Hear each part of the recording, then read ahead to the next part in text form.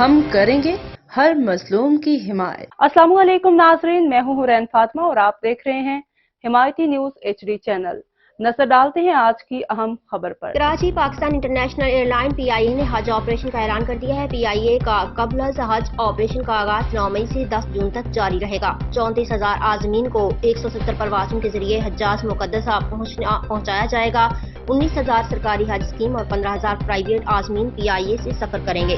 ترجمان PIA کا بتانا ہے کہ اسلام آباد، کراچی سمیت 8 شہروں سے جدہ، مدینہ کے لیے براہ راست پروازیں آپریٹ ہوں گی۔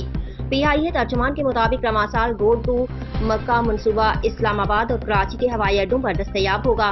عازمین حج سعودی امیگریشن پاکستان ہی میں کروائیں گے۔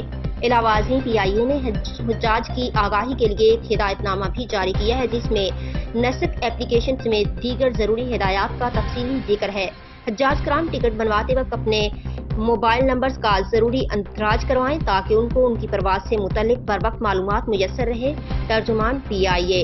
مزید خبروں اور اپڈیٹ سے باخبر رہنے کے لیے دیکھتے رہیں حمایتی نیوز HD چینل۔